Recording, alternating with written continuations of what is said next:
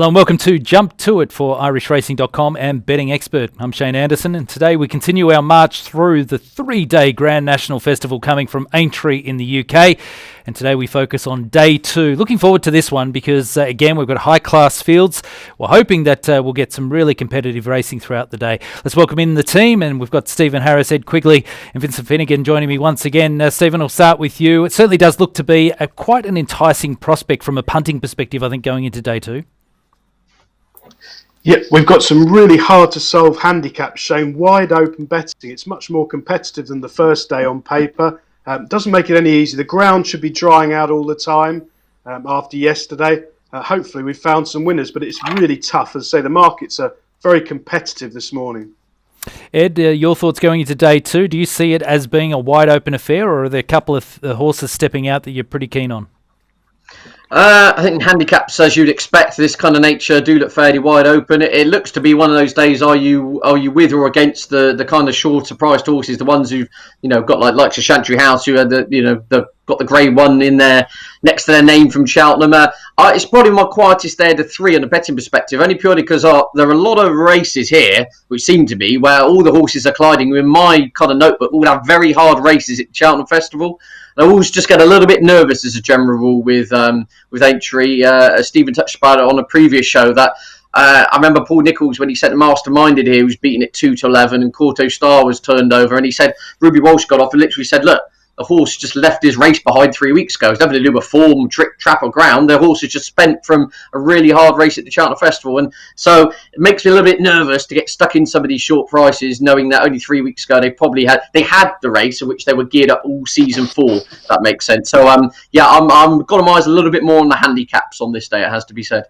All right, some good points there. And Vincent, as we welcome you to the program, I think it touches on a really probably significant way of assessing form, because there is so much hype around Cheltenham. We have horses perhaps raced fairly sparingly leading up to that event, and then all of a sudden they've got a quick turnaround. You can quite often see a horse perhaps have a bounce going into Aintree. Without a doubt, yeah. You can see this year that an awful lot of the top Irish horses are skipping Aintree altogether to concentrate on Punchestown, giving their horses more of a break. That's probably what you should ideally do. Obviously, there's some don't think they're good enough to be winning at Punchestown, so they're coming here instead, certainly from the Irish point of view. Obviously, it's different for some of the UK horses. Some of them actually skip Cheltenham to come here. So you'd be inclined to be looking at those sort of horses, the ones that didn't really have a hard race in Cheltenham. Maybe there's some value to be found there, but this is a tricky day, the second day at Aintree. All right, some good advice there from the guys. Let's get into now their thoughts and the form assessment for the card on day 2.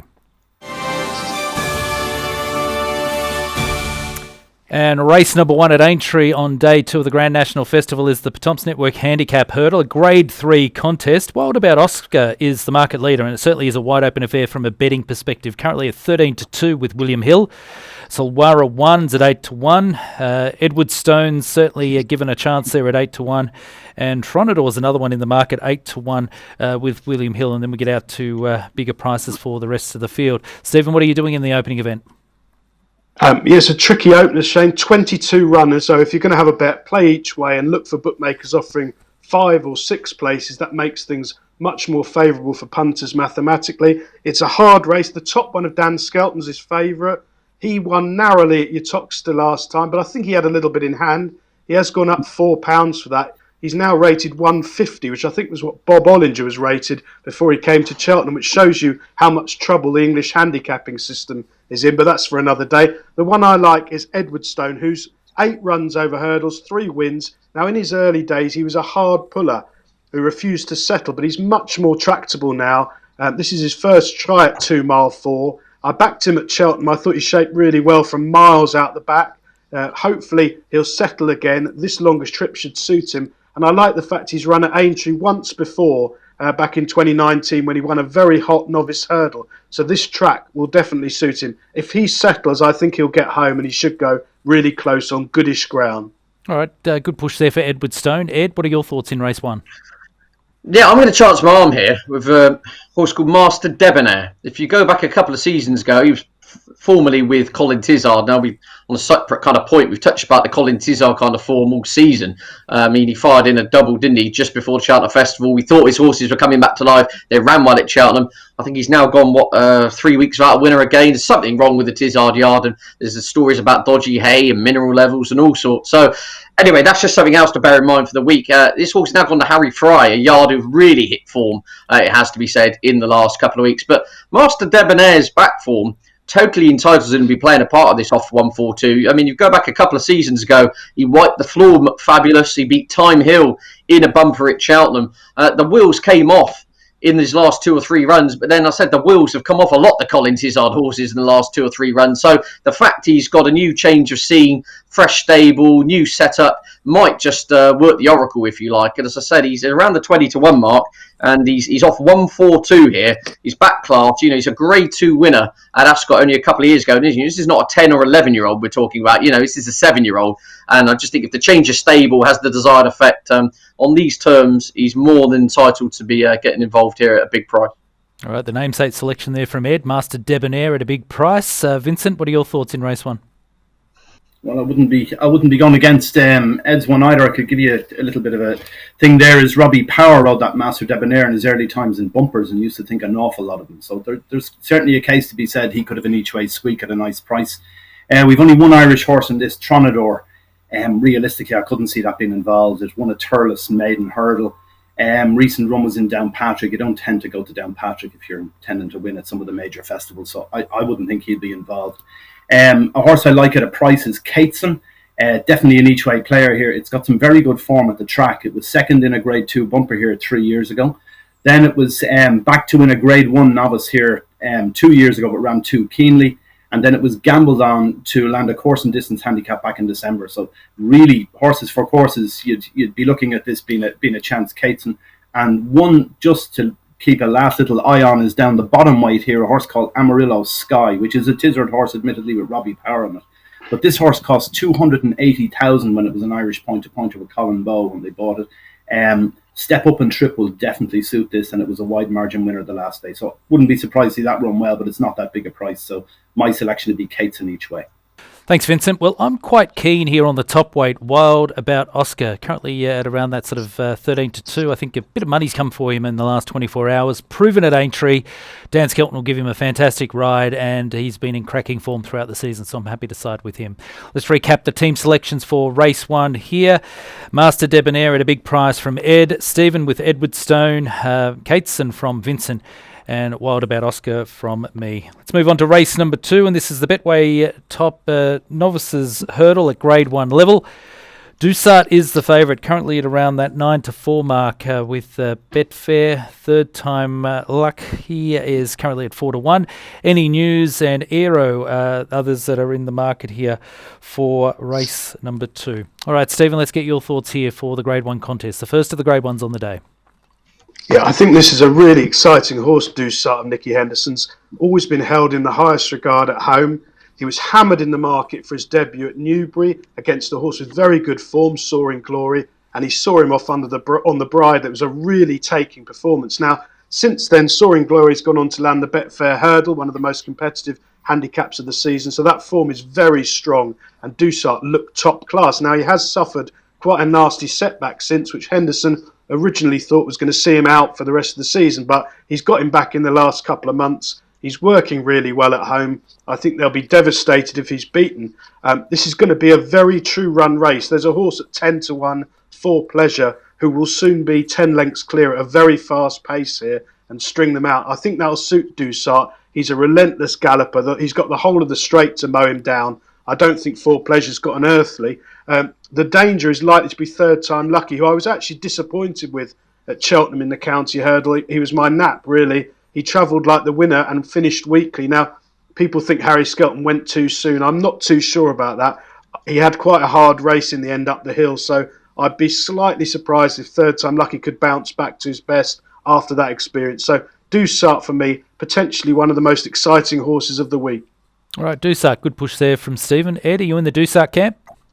Yes, I would be. Usually I wouldn't be, given that it's quite a big ask for the horse of just his second start to win a Grade 1. But without wishing to kind of poo-poo the contest, this is a woeful Grade 1 in all but name. When your second favourite, Third Time Lucky, was beaten in a Cheltenham handicap off 142, that kind of tells you all you need to know. I mean, Ajero comes in after winning a handicap off 134 last time out at Huntingdon. It really is not a strong race at all. Obviously, missing the Irish contingent, if you like, to boost it up a bit. But Dusart did very little wrong on his debut. He had some kind of weird accident. It's never really been disclosed, has it? He wasn't injured and missed the Cheltenham Festival. Over the Christmas period, it sounds like he ran into a door or something at Seven Barrows, and it basically just was on the back burner, missed a month's training.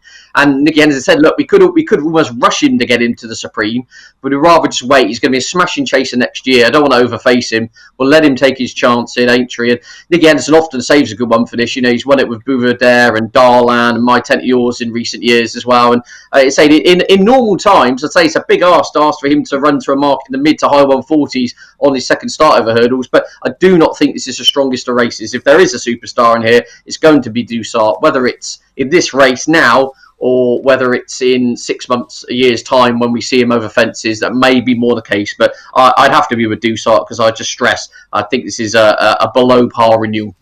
All right, another push there for Dusart. Vincent, are you in the Dusart camp, or are you perhaps siding with another runner? I'd be agreeing with the guys that Dusart is the one Grade 1 level performer that we're likely to see in here, but the problem is it may not be today. That he hasn't run for 155 days, he's only had one run over hurdles, he's had a setback. I'd be inclined to go against him, but realistically here, this is a very, very poor contest. Willie Mullins would have lead horses better than these. And you're looking at Third Time Lucky here, rated 144. Comes out same as For Pleasure. These are not stars in any shape, make or form. But Third Time Lucky, for me, he'll surely beat Belfast Banter, who finished 3 lengths in front of him in Cheltenham. He's now a stone better off in the conditions of this. So he'll finish ahead of him for starters. I don't think For Pleasure, he has an each way squeak. I suppose he was third in the Supreme, but he was beaten a million miles by Appreciate.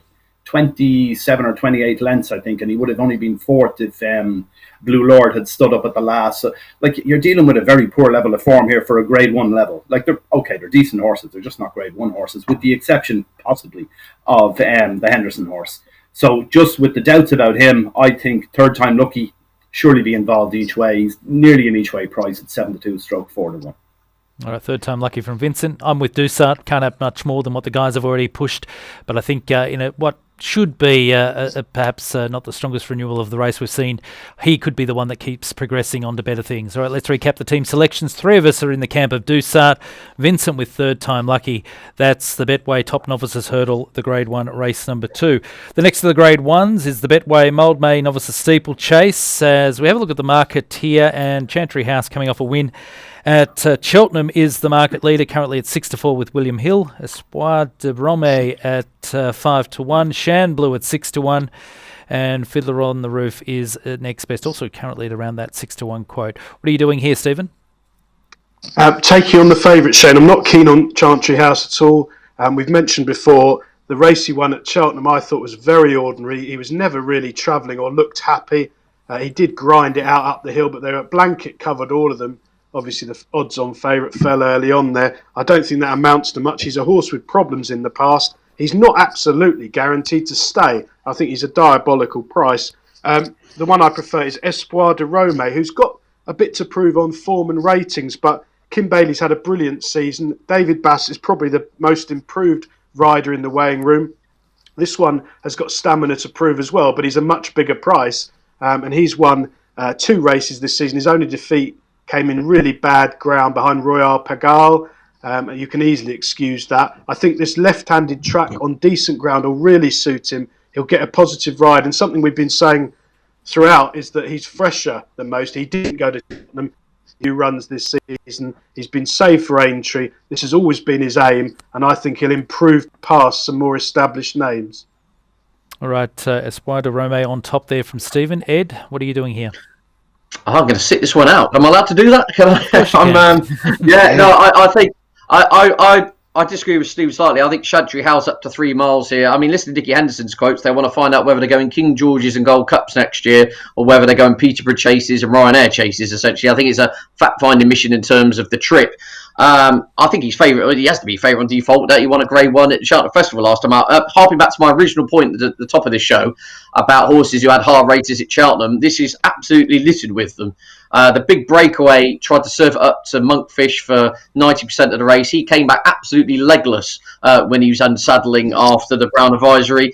Fiddler on the Roof, I think, had a hard race. Sporting John jumps like a snooker table. Shamblu had a hard race as well at Cheltenham. I think this track will suit him better, a flatter track and better ground, which then kind of leaves you with Espoir de Romay, who I just can't get my head around the fact, he won at Leicester at odds on last time in an absolute bog. This is just a world away from what he's been racing in. And then that leaves you with Chantry House, who is your Grade 1 winner. But as Stephen says, he's 6-4 touching, 11-8 across the board most places now. It's just a horrible race from a betting perspective. I really don't know who's got any petrol left in the tank, and of those I do like it towards the top of the market. The prices don't appeal, so it's very much a race for next season in mind, I think. Okay, Vincent, are you willing to sit this one out, or have you found one? I'd be dying to sit this one out. It's not really a punter's race. It should be. It's 8 runners again, so like the each way play here should be the whole thing, but it's very difficult. Chantry House, I struggle to see how the horse stays. Maybe he does, but sure, look, we'll let him do what he does. I won't be backing him. He won't carry any of my money. Shan Blue, my God, that got a terrible ride in Cheltenham. I don't know what went on there with Harry Skelton. He just went a crazy pace. You could see him ridden with more restraint over the longer trip. Could be a contender, perhaps. But for me, if you had to back one each way, I'd be on Fiddler on the Roof. The Robbie Power factor is a big influence for me here. He's an old cagey warrior at this kind of game, and he'll get the best out of the horse, and he'll cajole him into finishing in the places at the least, and a win maybe. But I certainly could see Fiddler on the Roof being in the first 3 without a doubt. Fiddler on the Roof from Vincent, and I'm also in the camp of Chantry House, although I'm not supremely confident. It's not a race I'm overly keen on. Let's recap the team selections now. And Chantry House from Ed and myself, Stephen with Espoir de Romay, and Fiddler on the Roof from Vincent. We move on now to the Grade 1 Marsh Steeple Chase, registered as the Melling. And Politologue is the favourite, of course, a proven Grade 1 horse, I should say, at 11-4. Fakir de Orders at 3-1. Master Tommytucker at 5-1. And Dashel Drasher next best at 6-1. Stephen, what are we doing here? Again, I think Politologue is a very bad price. He's 10 years old. He's best dominating. Absolutely no chance of leading on his own here with Dashel Drasher, among others in the race.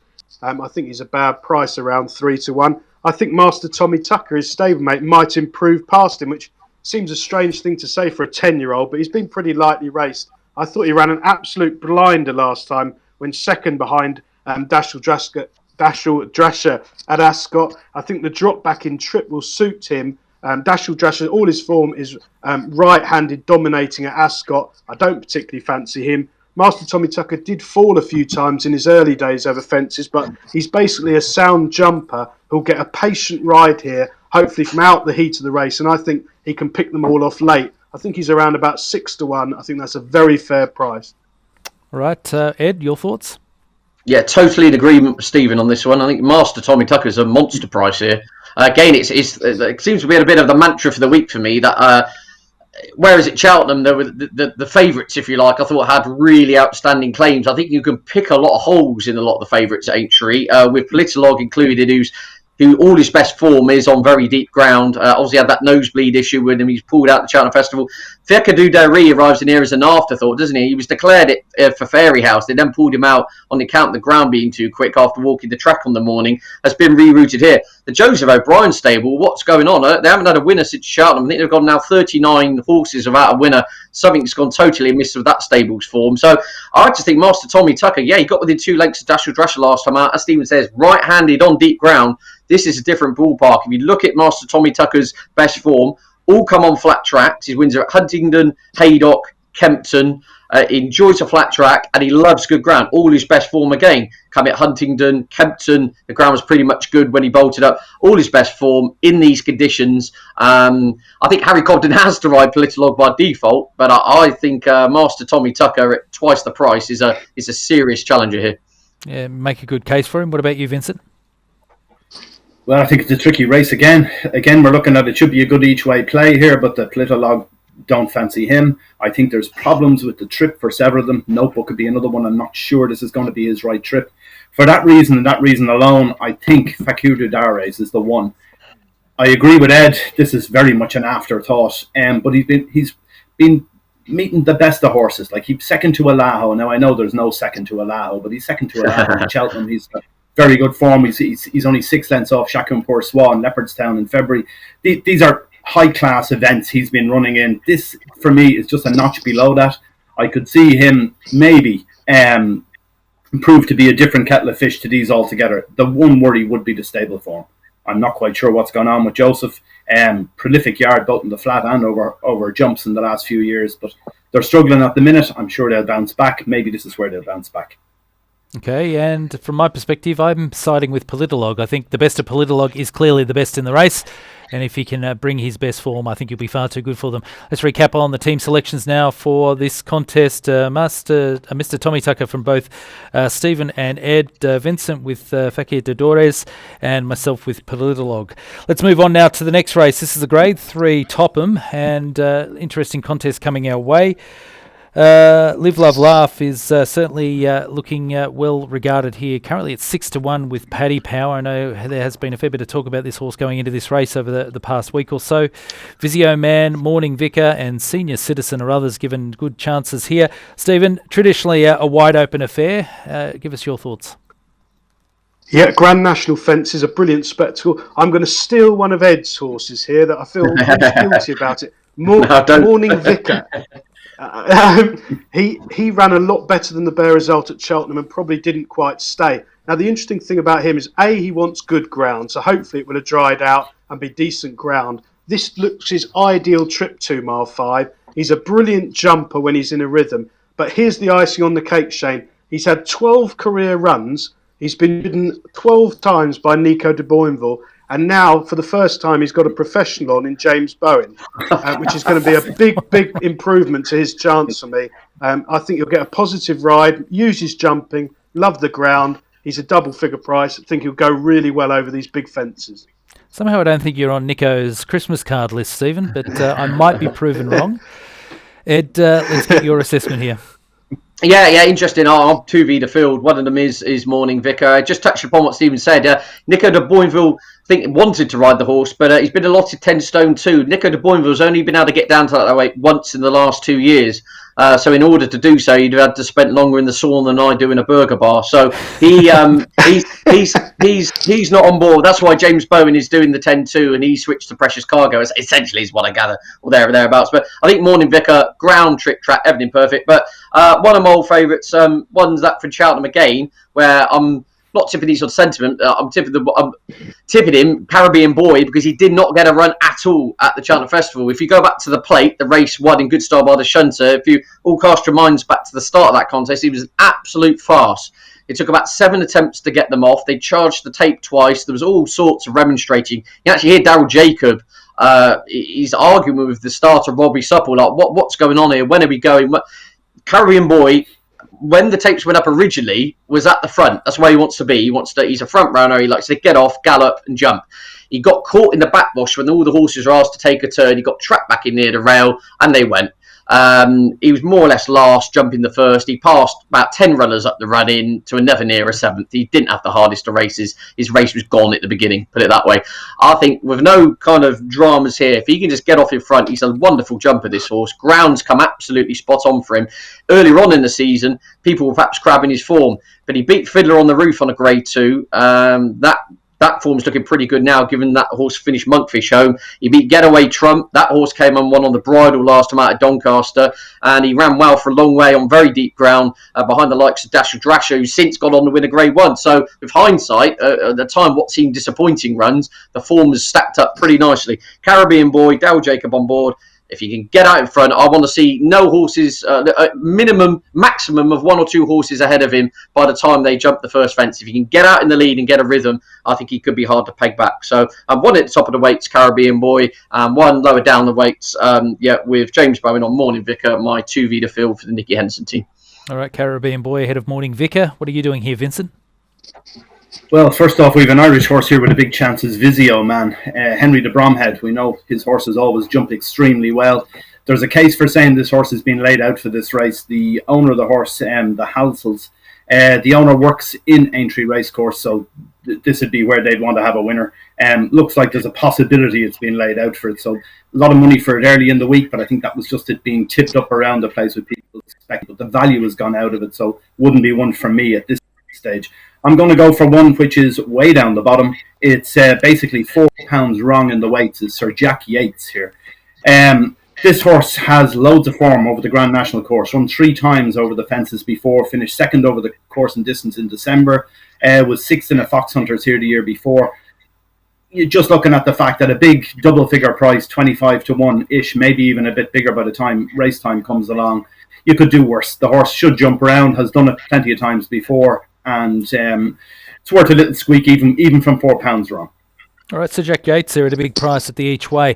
I'm also in the camp of Ed here with Caribbean Boy. I think he certainly gets his chance here, and as Ed highlighted, if he can get to the front early on in the piece, I think he's just going to provide a very hard obstacle to run down for his rival. So at the each way, he's my selection. Let's recap the team selections here. 2 with Caribbean Boy, that's Ed and myself. Morning Vicar from Stephen, who Ed also gave a good push for, and Vincent going out wide there with Sir Jack Yates, who has to probably improve from his handicap mark, but certainly at a big price there could give you a great run for your money. The next race on the card is a Grade 1. We're back in the hurdle contest here. Brave Man's Game is the market leader, currently at 15 to 8 here for William Hill. Cape Gentleman, Streets of Doyen, and Oscar Elite are others given some sort of chance. But Stephen, Brave Man's Game certainly dominating the market here for the hurdle. Yeah, I think he's a very bad price, Shane. He was disappointing for me at Cheltenham. He led, he got a relatively soft lead, and the Irish horses swamped him. So I can't have him. His form, he looked a really nice horse. I'm sure he's going to be a lovely chaser, but I do think he was disappointing, and this is an afterthought. I couldn't dream him at under 2 to 1. He's probably more one for fences next season. The second in Cape Gentleman is trained by a genius in Emmett Mullins, but I do think stamina up to 3 miles is a real question mark for him. I don't think he's guaranteed to stay at all. So I've scrolled down the list, Shane, and I've found one Nico de Boinville's riding called Galley Hill. Now, he's a double-figure price. You're backing potential over form, but at least you are getting 12 to 1. He cost over 400 grand.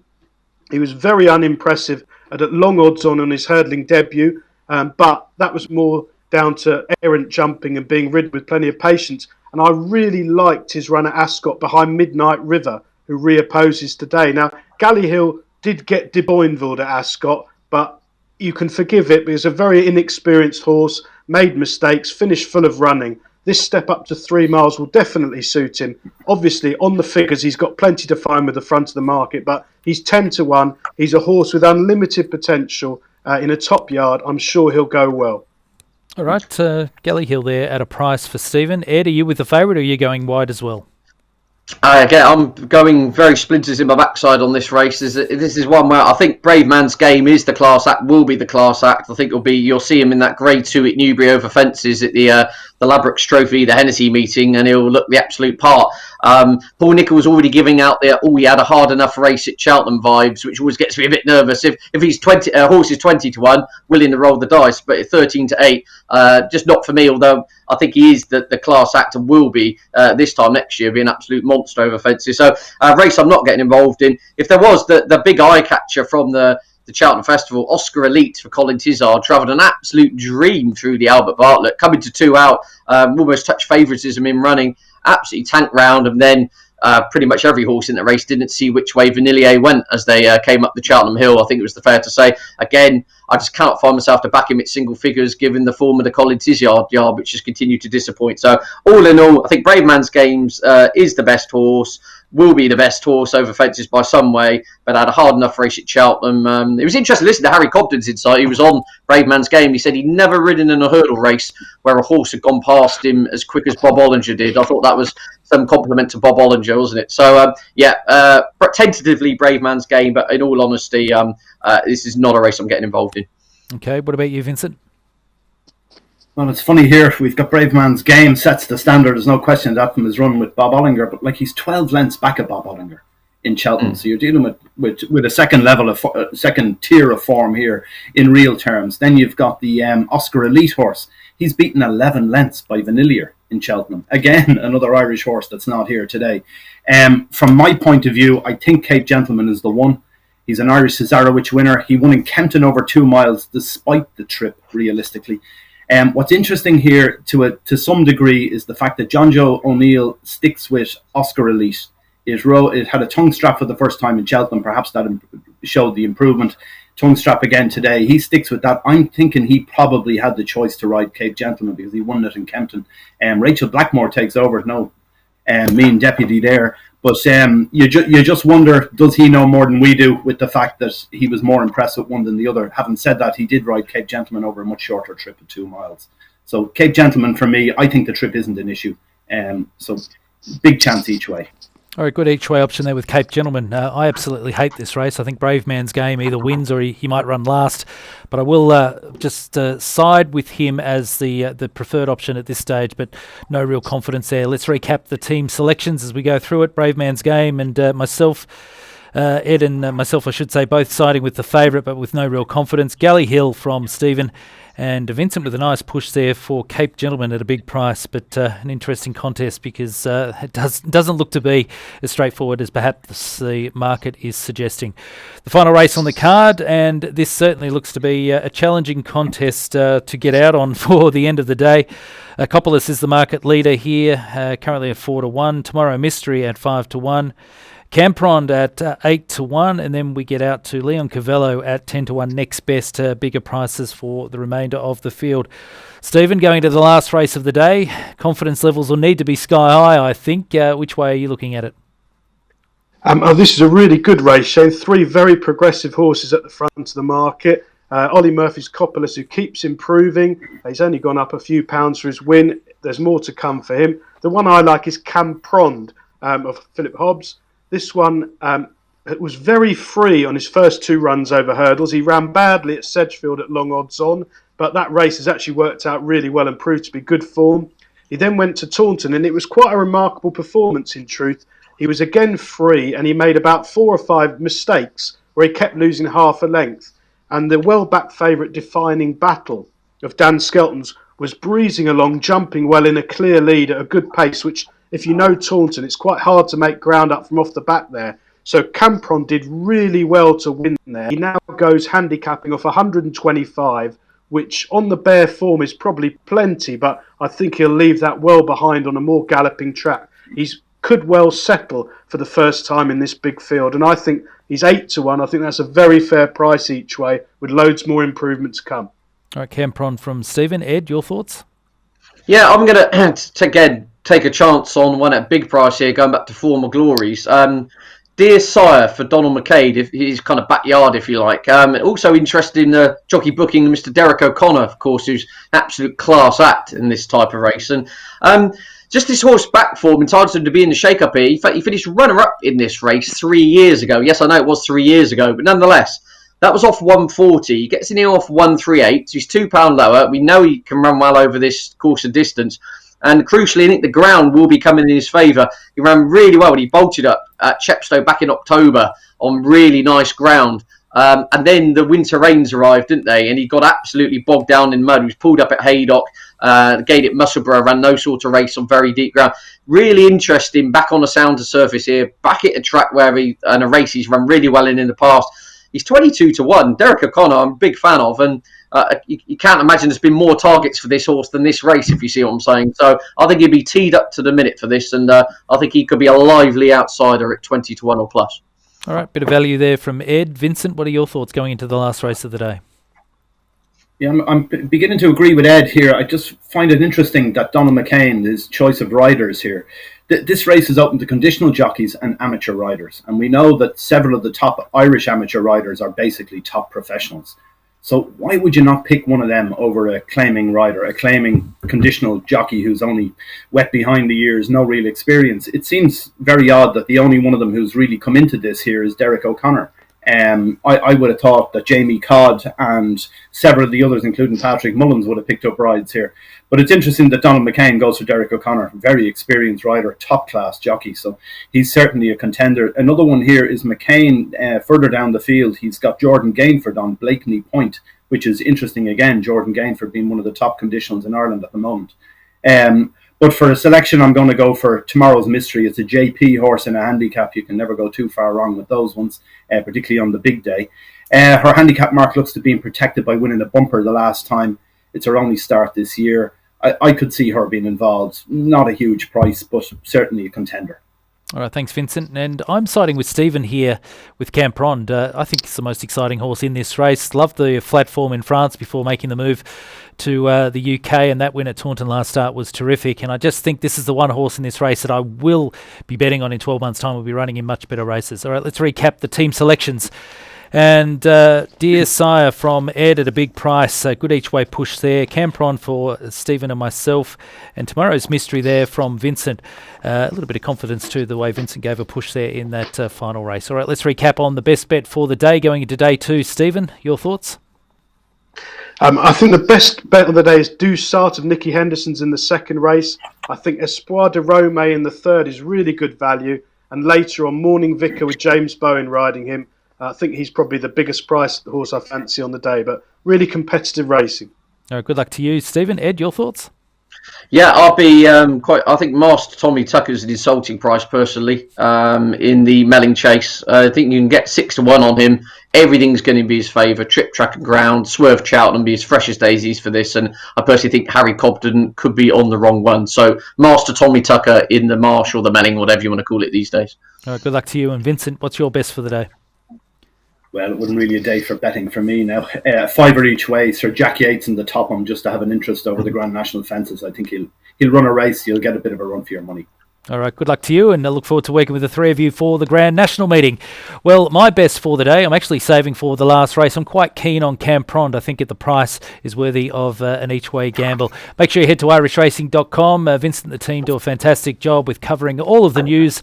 You've got plenty of fields, form, tips, betting information. It's a great site. Make sure you go and check that out. Of course, extensive coverage of the Grand National 3-day meeting from Aintree. And head to bettingexpert.com. Stephen Harris's tips are available daily, of course, through the UK with his best and his value runners. Stephen's been in fantastic form and looking forward to seeing that continue as we wind up the jump season in the UK and, of course, then switch our attention to the flat. Hope you've enjoyed today's edition of Jump To It. We'll see you again tomorrow for the Grand National preview.